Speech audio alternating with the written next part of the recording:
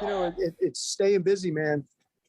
Us drummers have to stay busy. We don't make money like the rest of y'all do.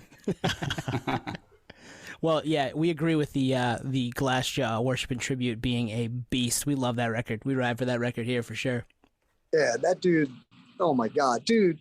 Ross Robinson called me, and Amen had just put our second record.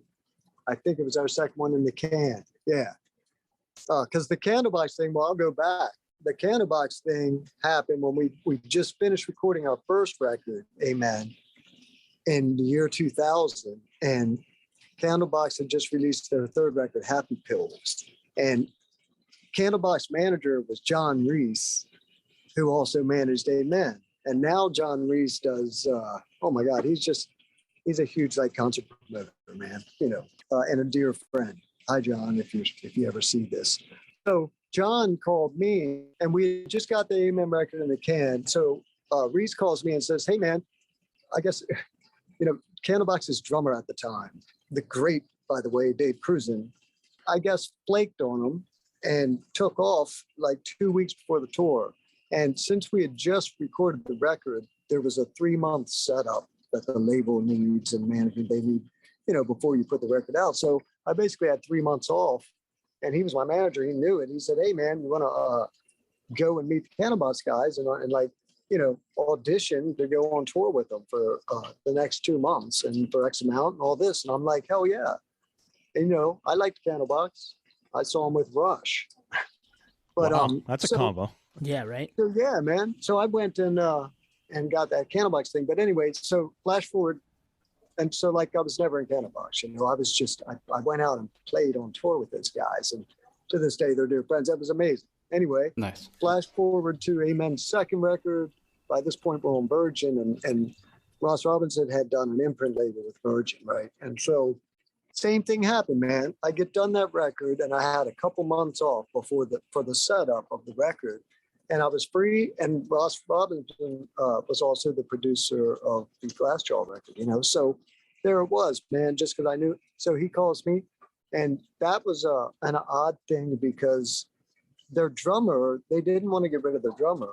And he just couldn't, I guess, get through all the songs without having to stop. And so Ross had to cut all this tape. And by the end of the day, they wasted a week in the studio, which is money. And they were on Warner Brothers. So God knows, it was some studio in LA. So it was expensive, And so Ross calls me and says, yeah, man, they're not getting rid of their drummer or anything, but will you come and jam this record? And I go, well, I knew Glassjaw anyway. I didn't know them personally, but I like Glassjaw, and they're fucking badass. So I was like, well, how much time do I have and how many songs, And he's like, well, can you learn these 10 songs in a week? And I was like, hell yeah.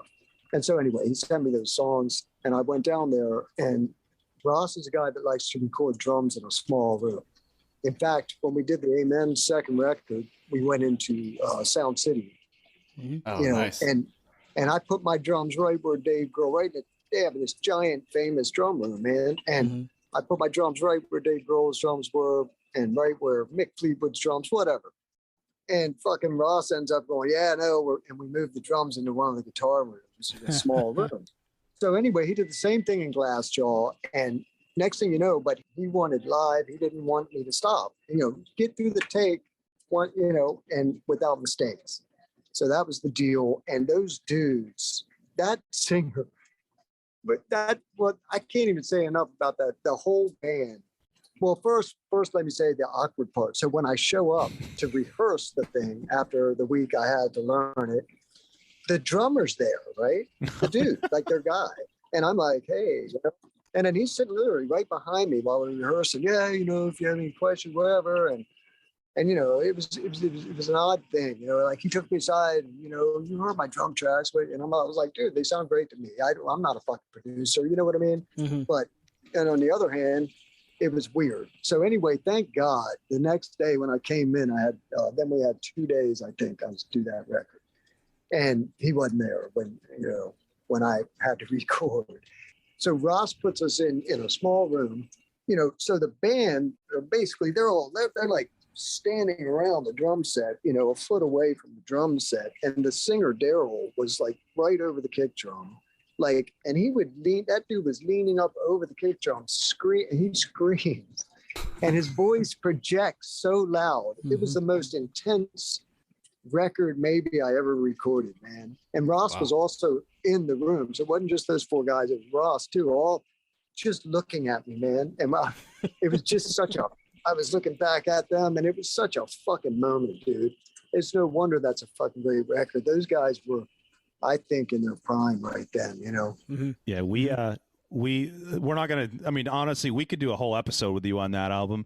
But last thing I'll say about that album, the drums are just absolutely brilliant. The fills at the beginning of Radio Cambodia and like the tribal element on Aptos Mill and Trailer Park Jesus, it's like, damn. And that was you. Like, we didn't know that for years that it was you.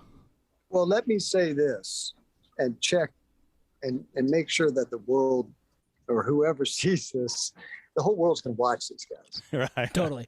But whoever sees this knows that guitar player, Becker, he wrote all those drums. Oh, wow. Because, man, some of those fucking beats were I was like, how the hell? Because they don't want double pedal either. So it's all single bass. And I was like, wait a minute, that sounds like that when it goes, it sounds like it goes digga digga bap. Yes. And so, and that dude, and I was going, how, show me this. I need somebody to show me how you play that, how the drummer played this. And he goes, well, I wrote it. And he sat down, Becker, that's his name.